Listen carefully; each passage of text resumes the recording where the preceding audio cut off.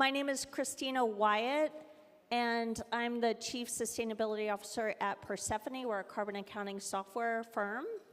And I'm absolutely delighted to be here today.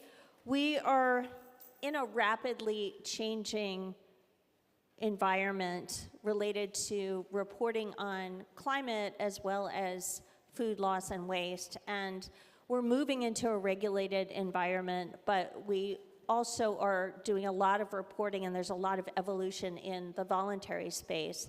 And so this panel, I'm very, very pleased to have a wonderful group of professionals to talk about what they're doing about reporting, how the regulatory changes are actually impacting them, what they're doing in the voluntary space, and what we can anticipate in the future. So I am absolutely delighted to be joined by Philip Bain, who's a partner at McKinsey and formerly the CEO at Imperfect Foods. We have Gwyneth Rampton, who's the Vice President of Sustainability at Compass Group. We have Megan Stoffer, Director of Sustainability at Cisco Corporation, and Denise Osterhues, Senior Director of Sustainability and Social Impact at Kroger. Thank you all so much for being here.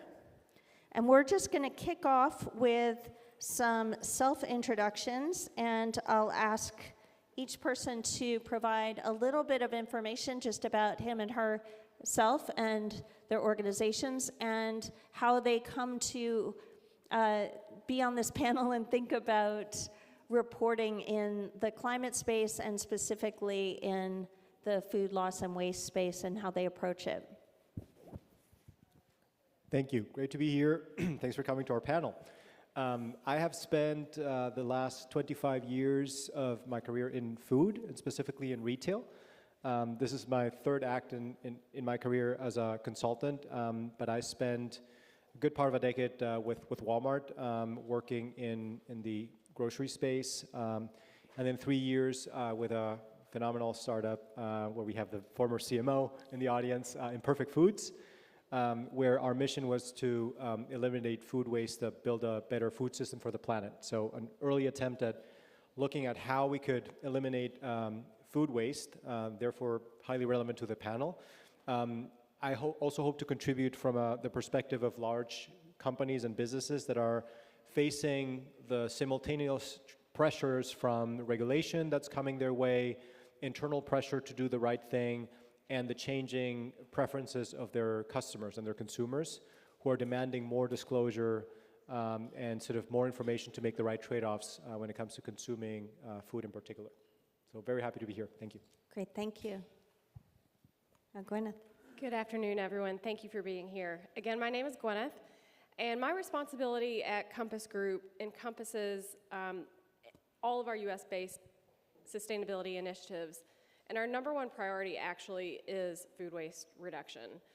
So in addition to our commitments and targets around net zero and carbon emission reduction, we have a commitment for food waste reduction. My team also has responsibility for some of our animal welfare, local purchasing, community impact, all of which is related through food waste. Food waste comes into all of those initiatives in one way or the other. But at a high level, we also have a commitment to reduce food waste by 50% by 2030. It's one of our few initiatives that is both good for the planet, good for our communities, and good for our bottom line. And so that's really how it has come to be our number one sustainability priority, and a really big part of what I do every day.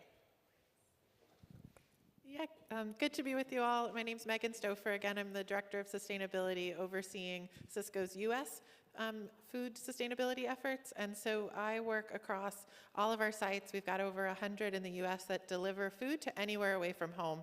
And the work that we do is to oversee and partner with those sites to do two things to drive towards our targets. One of those is a global good goal of 500 million worth of global good by 2025. A lot of that will come from taking excess inventory and diverting it to a different channel. the other focus there too is, as many companies have, we have a 90% landfill diversion goal. And so we work with sites to, again, kind of find those donation outlets and other, composting, animal feed, work down that food recovery hierarchy to figure out the best place to put that food. Hi, everybody. I'm Denise Osterhuse, and I lead sustainability and social impact for Kroger. I am based in Cincinnati, Ohio. So hi, everyone. Glad to see so many familiar faces. So I lead our environmental, social, and governance strategy, so our ESG strategy, even though we all don't love that acronym so much anymore. But the portfolio of topics we manage remains the same, whatever we call it. And that is really all of the work we do that affects people and our planet. So for us, the centerpiece of our strategy is our Zero Hunger, Zero Waste social and environmental impact plan. And that is really our mission to end hunger and waste in our communities. And a big pillar of that strategy is food waste reduction and diversion. And that is because we don't believe we'll end hunger until we stop throwing so much food away, all of us. So collectively, that's why we're here. That's why we've been working with ReFed for so long, and it's a pleasure to be here. Great. Wonderful to have all of you here. Wonderful to have all of you here. Thank you so much. I'm going to start off with a little bit of level setting on where we are in terms of the move to a regulated climate reporting environment, and then we'll have a conversation. So we really, over the course of the last just 3 years, have witnessed this dramatic movement in the regulatory environment, moving from what was a voluntary reporting space, so it was quite fragmented. Everybody was talking about the alphabet soup of different standards, to really quite a harmonized, regulated environment around the world. We have the CSRD, the Corporate Sustainability Reporting Directive, out of Europe. We have a new International Sustainability Standards Board that has adopted the initial standards, starting with climate, that will form the basis of regulations around the world. We have 2 new laws in California that relate to climate. SB 253 requires disclosure of greenhouse gas emissions, scope 1, 2, and 3, and SB 261 requires climate risk disclosure.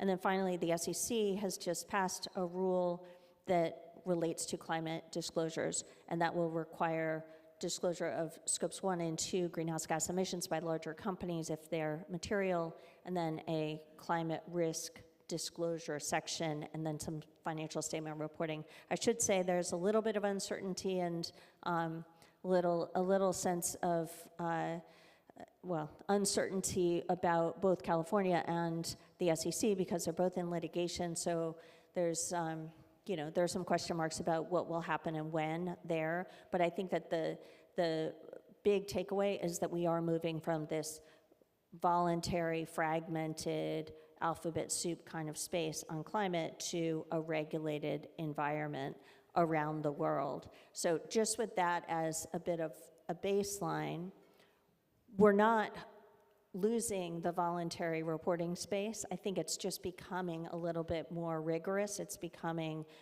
it's moving perhaps from the Chief Sustainability Officer's office to the Finance Office and becoming something that's focused on in a more rigorous way. But let's talk a little bit about what it actually looks like for you all on the front lines as you report, as you gather data and report. And I thought I would start with you, Philip. So with your McKinsey hat on, so you work with many large companies, and would love to know just sort of what you're seeing and the key drivers that you're seeing, the companies that you're working with, that are driving them to report on climate and particularly food loss and waste.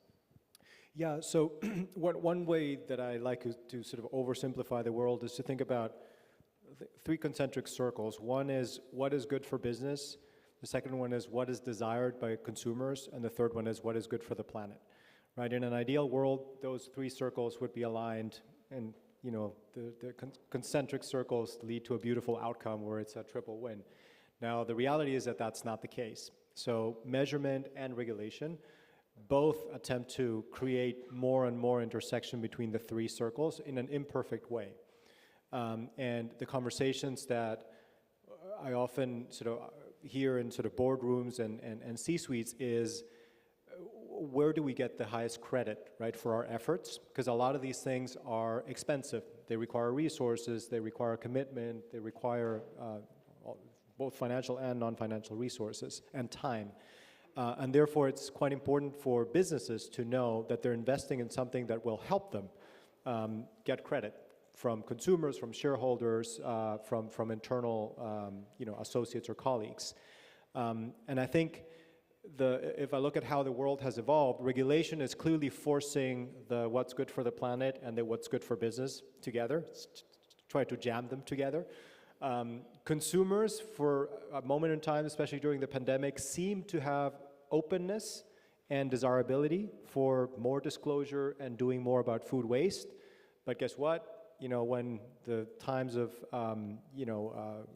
contributions and cash disbursements to consumers ended at the end of the pandemic and people had to go back to work and do other things, they reverted to a large extent to old consumption patterns that were no longer quite as influenced by these decisions.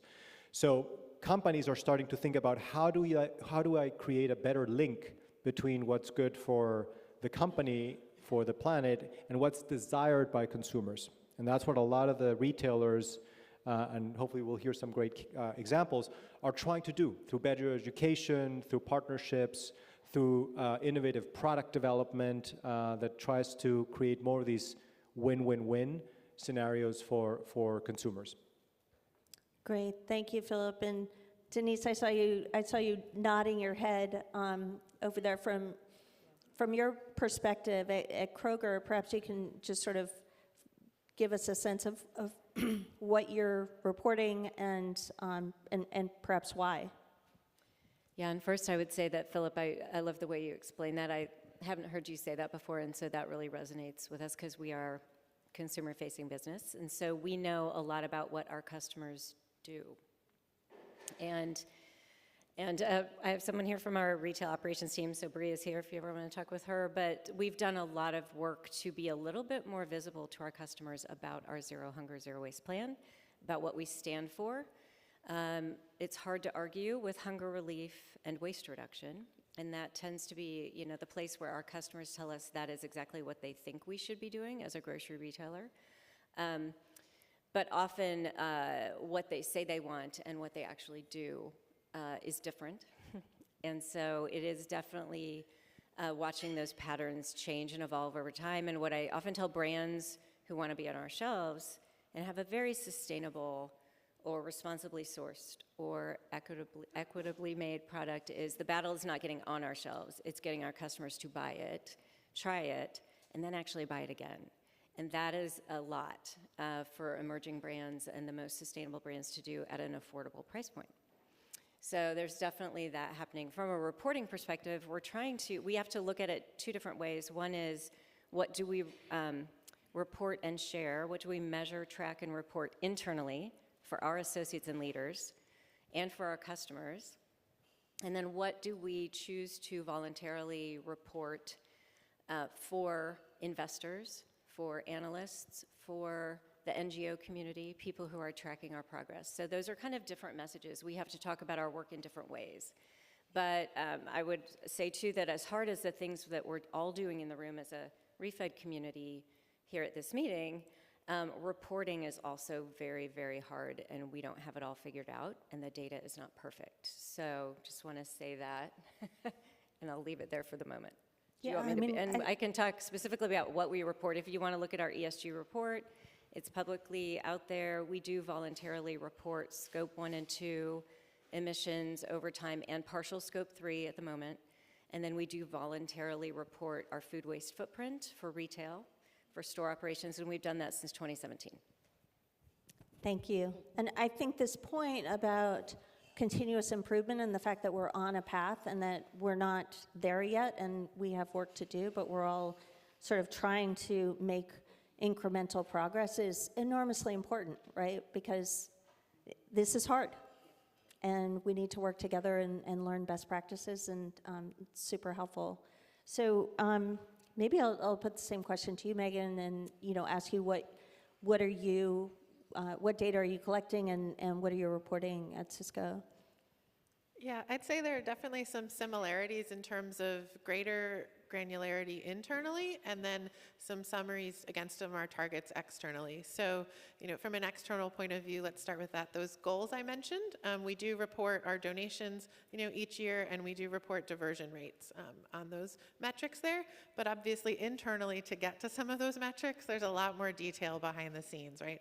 We know at each of our locations what outlets they're using for different, food diversion. So I would need to check with our partners, right? But we've got lists there that say, this site is using a composter and they're using these 2 food banks. And there is some variability in how that data works across our sites, but that's the level that we're able to capture today in our systems. Yeah, that's great. And so you talked a little bit about goals, and so obviously, the data that you're collecting is enormously important for purposes of setting a baseline. But thinking about goals and kind of key metrics for business decision making, maybe Gwyneth, if you could speak to how you think about, whatever key metrics you use and how that ties to your business decision making. Sure. At Compass Group, we're actually a UK-based company. So we're a little bit further ahead than many US-based companies. And we are already reporting our scope 1, 2, and 3. Within the carbon emissions reporting, food waste is a big part of that, and it feeds into those numbers. In addition, we're going through the process of getting assurances from an outside auditor so that we can begin reporting on food waste reduction. And all of these sustainability metrics are being treated as financials from this point forward for our company. Some of the things that we're reporting internally are very different because the internal reporting and the metrics that we are focused on are the drivers that we're trying to change. They are the indicators of what needs to happen differently going forward. And so we are tracking and measuring things like the different types of waste. Is it trim and unavoidable waste, or is it overproduction or a mess up in the kitchen, which we call avoidable waste? And once we know what type of waste we're producing, once we begin to measure all of these different metrics, we can begin to manage the behaviors that need to change to reduce that waste. We track and measure where is the waste going. Is it landfill, compost, food recovery? And then obviously we're tracking how much waste there is. We are very fortunate to have an internal platform that we have developed called Waste Not 2.0. We worked with chefs to build what it needed to look like so that it was easy to use, it was simple for them, and that helps to encourage participation in the tracking of the waste so that we've got all of this robust data that we can begin to work with. Super helpful, thank you. And in terms of setting your goals, were they set by your team, or did they go all the way up to the board, or where were those set? So goals, as I mentioned when in the opening, we have a goal, a commitment to reduce our food waste by 50% by 2030. This was set at the board level globally, and we really set this goal to align with the UN Sustainable, the SDGs. And that has driven why we set the goal, what the goal is. And for us, it was an easy commitment to get behind, again, because it does cross over what's good for community, planet, and the bottom line. And I'll add one more concentric circle. For us, it's also clients. So our clients have, in a lot of cases, very demanding expectations and very high expectations of us as their food service provider in their buildings. And we are balancing what our client is asking us to do with what the consumers are choosing to eat or buy when they come into our cafes and cafeterias and operations. That's challenging, I can imagine. So how are you how are you gathering sort of feedback data to help to align those things? It's a little bit different with every client. We operate in a lot of different business segments. In healthcare, it's our client stakeholders, business review meetings, and patient satisfaction scores. In business and industry, we often also will have surveys and satisfaction scores that we have to watch very closely and understand any changes we're making based on a client directive. Is that or has that affected the satisfaction scores? And then sometimes have some difficult conversations with clients to, learn from what we've done and maybe do something differently and decide together what that looks like. Great, super helpful, thank you. So let's talk a little bit about measurement. And Philip, maybe we'll ask you to take your McKinsey hat off and put your Imperfect Foods hat on. So at Imperfect Foods, how were you approaching data and measurement there? Yeah, so I think Imperfect is it's an interesting case because Scope 2 was really our business, right? So, Imperfect Foods, the idea was to go to farms and find sort of unloved fruits and veggies that would have gone to landfill, and instead divert them not to food processing, but to actual household consumption, right? So basically create a grocery basket that consumers would find attractive and would be able to save money because these were products that had a very low alternative use in terms of price that the farmers would fetch.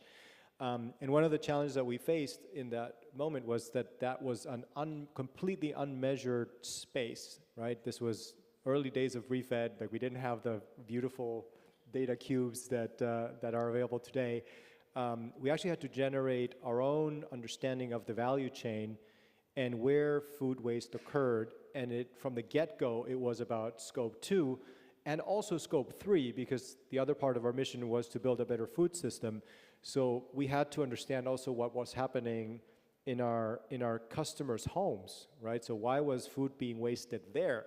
And we learned a ton about shelf life and use-by dates and sell-by dates and the confusion that existed there, that consumers were basically tossing out perfectly edible things because they looked at a label, they didn't understand how to interpret that, thought that was not good for consumption. So Scope 1, 2, 3 was the way that we had to build the business, right? So it's a rare example of a complete alignment of the three scopes. And the measurements did not exist. So we had to actually spend time with farmers trying to understand, okay, if you're an almond grower in the Central Valley, how do you think about food waste? Okay, it happens because of chipping, right? Or it happens because of picking something. And when is it highest in the year, right? Is it in the fall? Is it in the spring? What does it depend on? Is it the weather? Is it the water? Is it the, the timing of the harvest? So all those things became part of a model that we had to build in order to source. We had to buy that product so we could sell it. Now, fast forward, and hopefully the examples that you will hear from my co-panelists is the world has evolved significantly since 2017, Alex, when you were there starting the business. There are more solutions. There's more data. There's computer vision, right? You can determine in your cafeterias what's generating more food waste than something else, what's landing in the compost bin, what's not. All those things did not exist back then. So it was an example of sort of being scrappy about finding ways to measure the problem, because if we didn't measure it, then we would not be able to source and we would not be able to deliver a product. Awesome, thank you. So on that point, I think it would be really interesting for people to hear just how you're actually gathering data within your organizations, and would love to hear from each of you. Maybe start with you, Denise. So many different ways. There are countless hundreds of metrics at store level for everything. So there is a lot of measurement and tracking that goes on a daily basis.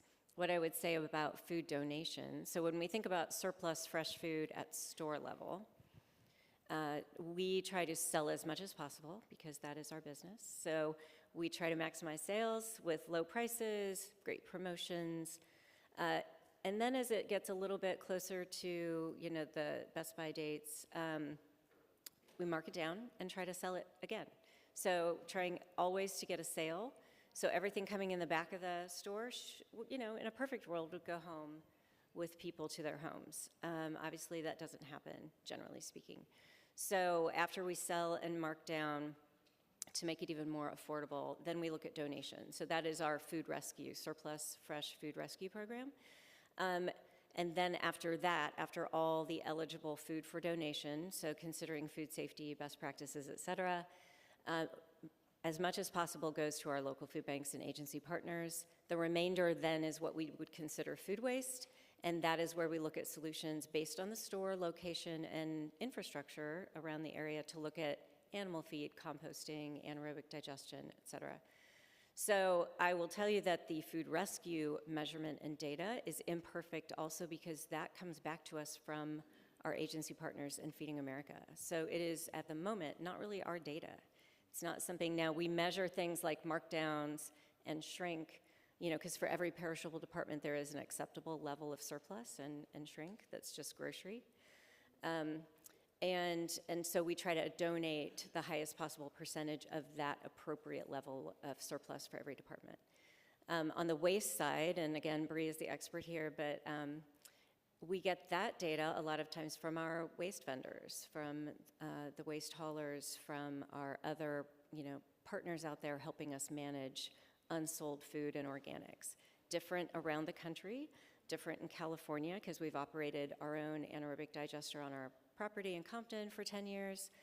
So we've been trying different things throughout all the years, but the data is often not even within our control.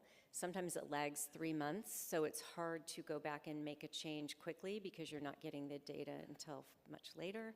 It's just the way it is right now. When we think about emissions reporting and all of that, it is, and the other ESG reporting that we do, whether it's no deforestation in our brands, seafood sustainability, the data comes to us in different ways. Some of it's our data, some of it we do still via spreadsheets to our suppliers. It's supplier queries about all the things.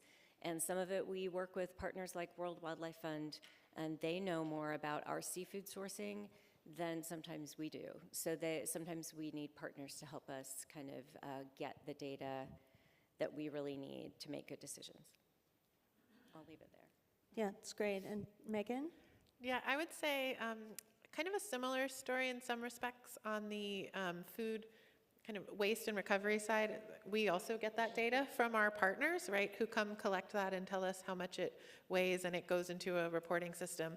On the surplus side, we do rely on our kind of local teams to indicate through some reporting processes and systems that tie to our invoicing, which was actually a big upgrade for us. We, in the past, had that sit kind of in a separate reporting process for our site level teams and those local decision makers to have to input it into a different sort of spreadsheet system. And we've gone through a process to upgrade that so that it's not double work and double counting for them. And that was a big kind of unlock to help us count more donations in that regard on the surplus side. So the surplus is internal. The kind of waste and lost is external from those vendors. And then I think the other thing that I was just reflecting on too while you were speaking is the other data sources we've started to tap into more are some of those metrics that are tracked by other teams, right? Things like shrink, spoilage, and damage are two categories for us that we know there will always be some spoilage and some damage, but how do we identify that and convert as much as that as we can to an appropriate kind of home before it ends up in a landfill? The other metric I'd just call out too is starting to understand better that cost benefit, right, of doing these things and leading with the financial story. So understanding in a particular market, what is that landfill hauling fee and how much would I have saved if I had diverted that product instead, so that you can bring that story to a local site and really, if they're interested in the financial angle, which they often are, lead with those messages too. Yeah, it's super helpful. And yes, of course, if you can make the financial case, that always makes it a lot easier. So great. Now, Gwyneth?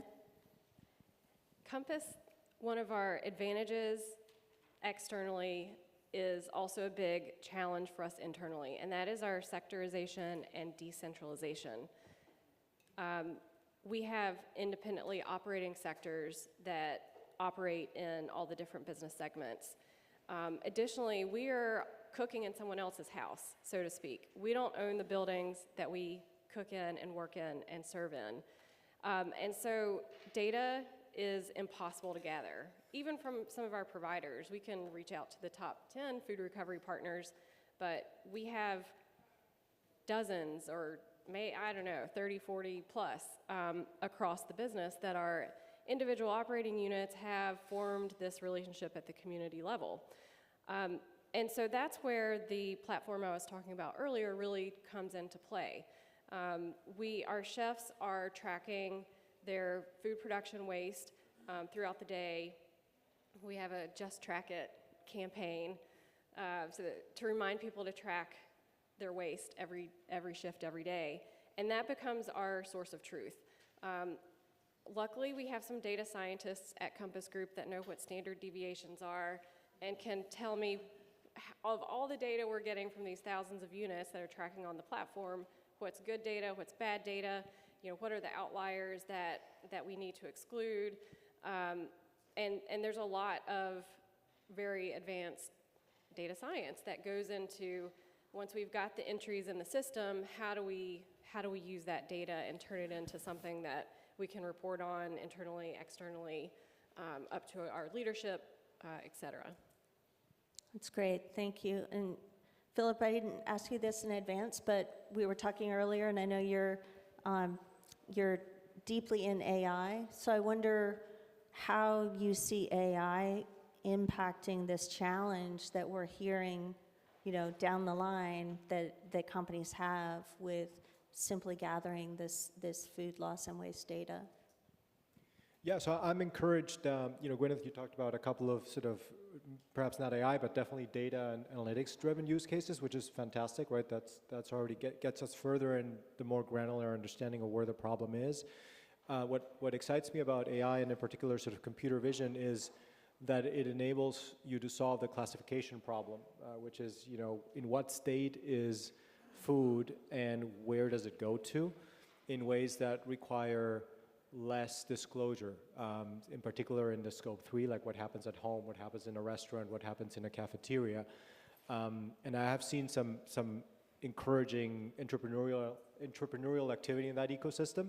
Companies that are coming up with very cheap sensors, chips that work in the edge, so you don't need expensive cloud and compute. It's done directly with a sort of locally installed camera. A lot of retailers have cameras in their stores for loss prevention and other purposes. So the ecosystem is starting to enable a much smarter classification of products and enabling to determine what state they are in. Can it be recovered? Can it not be recovered? And can it be solved? So if it's a repeated game, then how do we minimize that tomorrow, right? We detected it today. We're going to improve that and link it back to forecasting and planning and improve it the following day. And the other thing that I find exciting, less in the computer vision, more in the generative AI, is as sort of chatbots and things like that become more mainstream in households, they can answer questions from consumers that consumers today have to spend a lot of time researching. Okay, what's the difference between a sell by and a consume by date or whatever? So hopefully that information will become more easily digestible, and consumers can benefit from that and make the right trade-offs. That's great, thank you. So now you sort of put us into the space of looking out to the future. Maybe I'll ask each of you to project out sort of 3 to 5 years. Where do you see us in terms of where you'll be on the process of gathering and reporting data related to greenhouse gas emissions and related to food loss and waste? And maybe I'll start with you, Philip. So I think to go back to the 3 or 4 concentric circles, I do see them further aligning over the next 3 to 5 years. Maybe not to the extent that all of us who are passionate about food waste would like them to be, but more. Part of it is going to come from regulation, and we already see that in Europe, probably more than in the US, but it's going to come. California is a good example. France, for example, has banned certain practices in retail that have led to a significant reduction in food waste. So that's one thing that's going to happen. Secondly, I'm hopeful to the entrepreneurs in the room, concepts like Too Good To Go, and other startups that are really kind of trying to make a dent in this space and develop great products that consumers love and are sort of viral and spread and sort of are adopted easily, that divert food that is in a good state towards a better use. And thirdly, I think, and this is, I would say, the hope that I maybe hold least confidence that it's going to happen, but large companies are starting to find better ways to measure and improve things that end up having a positive result in their P&L as well as with the planet. So finding technologies that unlock further waste reduction. We heard about the example of shrink, which is it's always been around like 2.5%, 1.5%, whatever the number is. Is it okay to live with 1.5%? Maybe it should be zero, right? The reason it's not zero is because it's too costly to get to zero. But with better planning, better forecasting, better operating practices, and maybe some AI, that number can go down, and that would make a massive difference. That's great. Thank you. Lots to look forward to, and I'm optimistic too. So great. I am Gwyneth? eternally optimistic, and so I for me, everything that we're already doing is going. We'll look back 3-5 years from now and say, I can't believe how far we've come. I look back at last year, and I'm pretty impressed with how far we've come. We continue to make progress. I know we all will continue to make progress, and that will be within our own efforts and operations when it comes to reducing food waste, enhancing reporting, making these improvements faster. I think more broadly across the industry, there will be more upcycled products, more innovation in the marketplace that allows us to take these food waste reduction efforts further up our supply chain. All the conversations around net zero commitments, carbon emission reporting will also help with that. And so I think there also seems to be a little bit of a swell at the moment around some of these topics. It certainly has become, over the last several years, a lot more important to a lot of our clients, and it is only getting bigger. We only have more and more clients that care about these things, and they are pushing us to do more and do more faster and do more better. So I think we'll continue to see incredible progress, like I said, both internally in what we're doing, but also some of the innovations and products and services and offerings from the marketplace that will help us be more successful in our business. Great, thank you. Yeah, I think I would agree with all of that, and maybe add to my level of encouragement, maybe two things. One, sort of within Cisco's operations, and then one maybe on a more global scale. So within Cisco's world, I'm encouraged by the kind of support and excitement and feedback we get from colleagues at our sites when they're trying to implement these programs. And we've had some workshops and new ideas and things come on to make it easier both to report and also to make those decisions to donate. And I think by bringing in all of that collective feedback and hearing from those challenges and opportunities, we can really in the next 3 to 5 years continue to build a system that makes it, there's always going to be challenges with data, but continues to make it easier to collect some of that data. Just bringing it back to that ESG regulation reporting landscape that we are all facing over the next few years. I think those links that you've heard in other panels and in the main stage today about climate and food waste coming together are going to continue to strengthen the food waste data system, and also kind of those connections, right, between how do we decrease surplus food enough that it doesn't become surplus, right? It's just a part of the system, because there are significant emissions that come from growing that and producing that food. And as those links become stronger, I think that'll improve. Thanks, Megan. So I think since we introduced Zero Hunger, Zero Waste in 2017, innovation for us has been a big pillar of our strategy. So we actually even created a Zero Hunger, Zero Waste Foundation as a nonprofit public charity to enable us to do innovation funding and catalytic grant making. So innovation in two ways, though, is exciting for us, and that is both on new solutions and technologies that will enable us to reduce the surplus food that we manage at store level. So since 2017, we've reduced the food waste generated in our stores by 21% so far, which is great progress, but still a lot more to do. And then also to increase diversion of unsold foods and organics. And so you mentioned Divert. We are working very closely with Divert and love their new depackaging technology, which enables us to be a lot more efficient at store level in getting unsold food out and managed outside the store.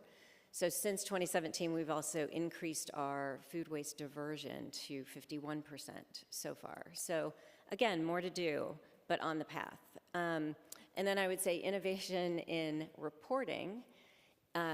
What I'm excited about is the fact that some of the coming regulations about reporting will drive that technology discussion about efficiency in reporting and data collection, which we need. So we are now in the process of talking with our finance team ahead of SEC regulations. What would assurance look like for the data that we have to report?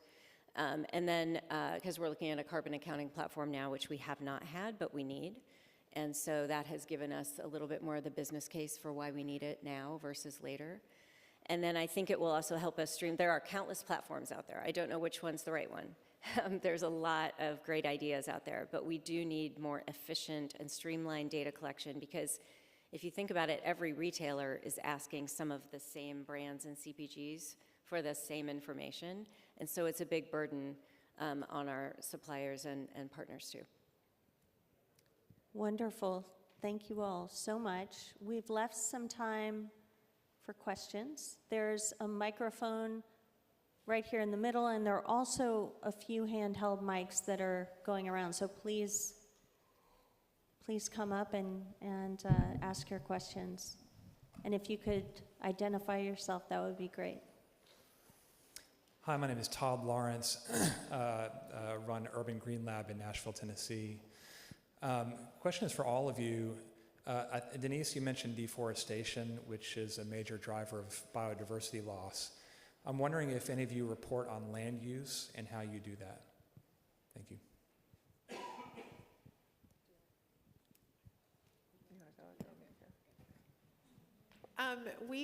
It's biodiversity, I think, is a fastly evolving space, right? As we're kind of waiting for the greenhouse protocols land use and removal guidance there. So I think we're continuing to kind of monitor that space and see how it evolves. Just from our side, we actually just completed our first Scope 3 baseline, which took us a couple of years, by the way. It's a lot of hard work, and so part of that was contemplating forest, land, and agriculture, and all of what would be required for a flag target. Our friends at World Wildlife Fund have coached us for years that we should set a zero conversion goal, but I would argue that most people don't understand what that means. So hard to do. We do have a no deforestation goal for palm, soy, beef, and pulp and paper in our brands. And so we do have a new nature-based target for our fresh produce supply chain, which is reducing pesticide use in fresh produce by 2028 or 2030, depending on the size of the grower. So we are always thinking of, our goal would be to preserve as much variety in foods as possible for our customers far into the future. So biodiversity and resource conservation is really important to us, whatever we end up calling it. The agriculture side of being a food retailer is very important, obviously. And I would just add that on the climate side, we've sort of come to a point where we've moved from fragmentation to pretty clear guardrails as to what should be reported and how. And nature is next. So we're not quite as far along there, but there is this thing called the Task Force on Nature-Related Financial Disclosures, which follows the principles of the Task Force on Climate-Related Financial Disclosures that I think will help to bring us to a point of at least greater consistency of reporting and greater rules as to what should be reported. And the ISSB, the International Sustainability Standards Board, is going to move on from its initial climate standards to tackling nature. So I think more to come there. Thank you so much for this discussion. So I'm at Brightly, and we do methane accounting for food banks, and currently it's all done in kind of CO2e carbon equivalent. I'm wondering, for your company, for example, for McKinsey, do you think that your goals are going to really standardize around kind of carbon equivalent and that kind of thing, or do you think you're going to have maybe like more separate goals, like a methane goal, carbon equivalent, carbon dioxide goal, that kind of thing? Yeah, thanks for the question. I think this applies to us as a global professional services firm, but I think it applies to many other businesses, the relevance of your question. The reality is it's very confusing if you're a company, right? So if you're at the receiving end of these various measures that are starting to emerge, you are confused about how to measure them, how to report them, and you're even confused about what are the relationships between them, right? So then one of them was just discussed about land use intensity. Well, guess what? There are technologies today that reduce the land use intensity significantly, right? But they require genetically modified crops, for example, right? Or they require, vertical, agriculture, which is energy intense. So they're often in complete, collision between each other, like methane and land use and fair trade and, fair best practices in sourcing are all in sort of conflicting situations. So I think hopefully over the next 3 to 5 years, there's going to be a clearer framework on how to navigate those decisions and what matters most. And at the end of the day, the decision will have to be at the individual business level, right? So in our case, we're a professional services firm. We don't produce any physical goods. So for us, it's much more important how we consume things, right? So, that we divert less to landfill, for example. But if you're a producer of food, like a consumer goods company, then absolutely, right? Methane matters, and as well as the intensity of your land use, the consumption of water, consumption of electricity, and so forth. So hopefully some order will emerge from the current chaos of metrics and possibilities. Yeah, and I would just build on that and say what we're facing internally too is working with our sourcing team to say, how do we consider the trade-offs of buying decisions? How do we look at not just a human rights lens, not just a sustainability lens? How do we really contemplate risks across both people and planet when we're making buying decisions? And that is a challenge for our own sourcing team right now, because we're trying to work with our merchandisers who pick the product assortment to say, as you're choosing the products, we need to be thinking about these things and where these things come from and what the risks are for those choices. And I think we're having a really good, deep conversations internally now. There's a lot of, I would argue we don't need more frameworks. A lot of them are new and hard to comprehend and hard to explain internally, so we don't need more. Maybe something that is not so discrete that we have TCFD and TNFD, but how is there something that blends both would be lovely to help us have those conversations and contemplate trade-offs and unintended consequences from just looking at one of those. Yeah, great points. And the final point I would just make is that materiality matters. So what's important to your industry, what's important to your stakeholders is going to really drive what you report. So in the SEC's climate proposal, it would have required companies to break out all of the 6 constituent gases as defined by the Kyoto Protocol and also report on your CO2e. In the final rule, it only requires reporting on CO2e unless there's a constituent gas that's material. So for you, probably you'll want to think about reporting on methane because it sounds like it's material, but it's a company by company, industry by industry determination. Hello, everyone. Jake Simon. I'm with Connected Fresh. We're doing smart monitoring and sensors, that side of things. My question, actually, by the way, some of the futuristic hopes for the world, some of those are going to be talked about in the session that's right after this in this room. My question has to do with, so we're talking about reporting here, right? And that's kind of the end result or towards the end, right? How are you, is the core issue or so the biggest challenges that you have in like gathering the data, marrying the data with other sources, right? Or is it about generating the insights that come out of that, right? And how do you see whether or not that's something that's solvable by you, by some of your internal teams, which I understand are some of which are large, right? Versus, you know, partnering with organizations large and small. For us, the challenge is gathering the data because we have over 10,000 locations that are, like I said earlier, each operating very independently.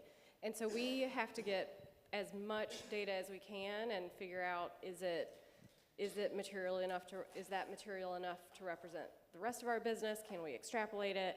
How do we can piece it together once we have it, and so we do reach out to as many of the different partners and suppliers as we can, and it's the data source and the data gathering and the accuracy of that source data that is the biggest challenge.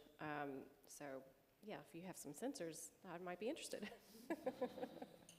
I would say some of our challenge is, and I'm going to use the wrong word because I'm not a data analyst, it's asking very clearly for exactly what we want, and then interpreting what we get back and normalizing it to something, whatever that may be, and trying to, because like we could get a ton of data, but if we can't manage it all in one bucket and interpret it and have it be meaningful in some way.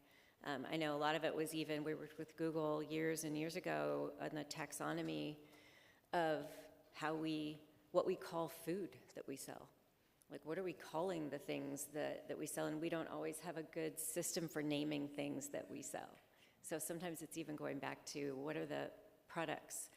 How are we naming them? Is there a naming convention? And some of that work still has to be on item level data to get back what we need to do the reporting. Thank you. Hi guys, I'm Erica Covington. I'm the Supply Chain Sustainability Manager with Land O'Lakes. And I heard you guys all mention struggles with gaps in your data. Something we're looking at internally is automating our data collection systems.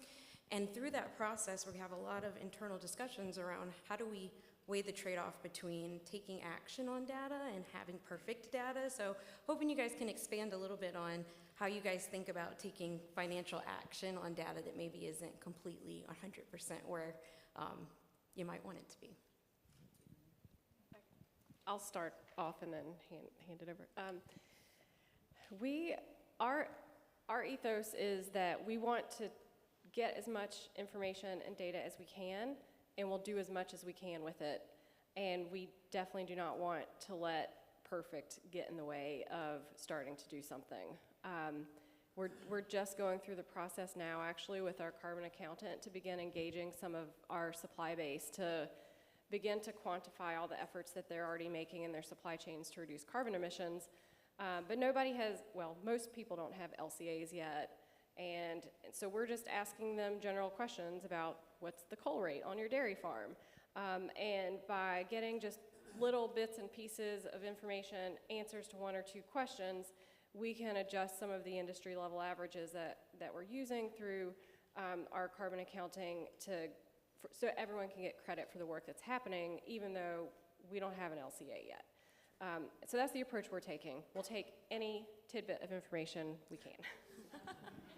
It's a good strategy.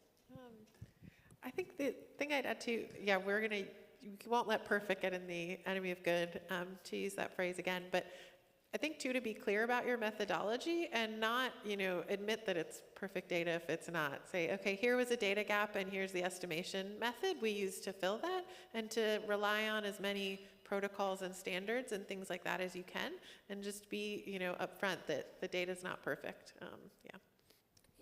Thanks, guys.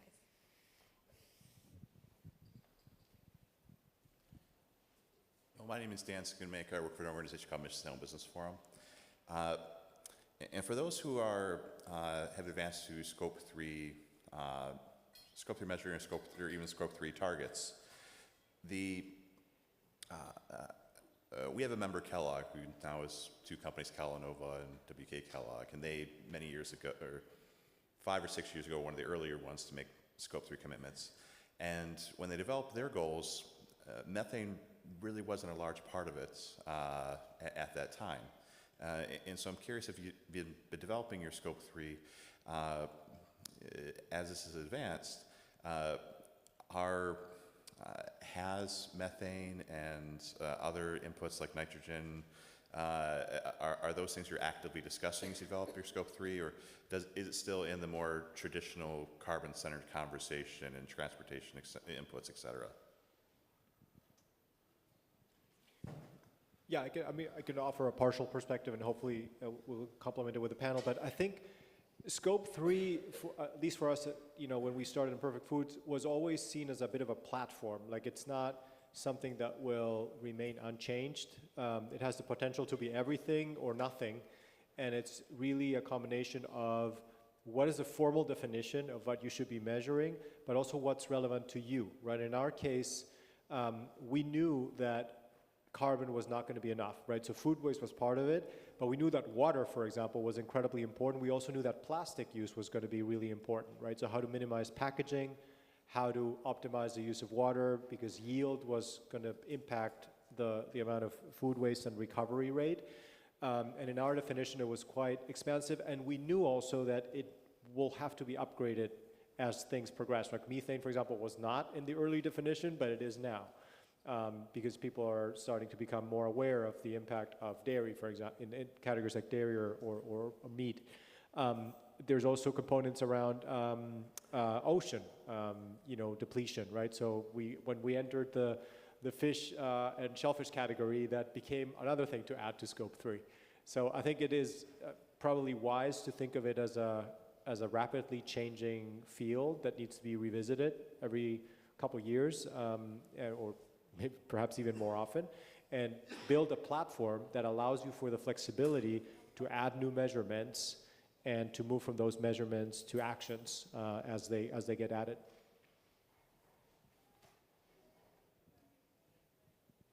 We include all the gases in our CO2 equivalents for our Scope 3 emissions. Short answer. A lot of gases.